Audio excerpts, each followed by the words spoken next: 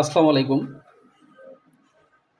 আজকে একটা বিষয় নিয়ে প্রতিবাদ করার জন্য আসলাম, যেটা পূর্বে কখনো সুযোগ হয়ে ওঠে নাই। আমরা মুসলমান জাতিরা এতটা বেশি নিকৃষ্ট যে এই যে আমাদের এত বড় উৎসব পবিত্র ঈদুল ফিতর, ঈদুল আজহা, আমরা কিন্তু লক্ষ লক্ষ টাকা খরচ করে কুরবানি দিই। আহ, অনেক অনেক ধরনের আয়োজন করি, কিন্তু সবচেয়ে খারাপ লাগে কখন জানেন?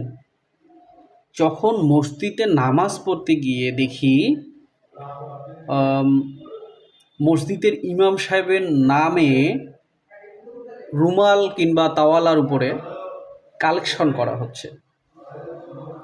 আদৌ একবার বিবেক করে চিন্তা করে দেখেন তো, যে আসলে সেই ইমামটাকে অসম্মান করা হচ্ছে কিনা। আমি আদৌ জানি না যে আসলে ইমাম সাহেবের নাম ভাঙিয়ে যে টাকাটা তোলা হয় সেটা সম্পূর্ণভাবে সঠিকভাবে সে টাকাটা পায় কিনা। কিন্তু দেখেন, আমরা নিজেকে মুসলমান দাবি করি, আমরা গরু কুরবানি করার জন্য প্রতিযোগিতা করি কে কত বড় গরু দিতে পারে। কিন্তু আফসোস, একটা ইমাম সাহেব যার এলেম ছাড়া আমাদের বাবা মায়ের বিয়ে হইতো না। আমি আর কিছু বললাম না।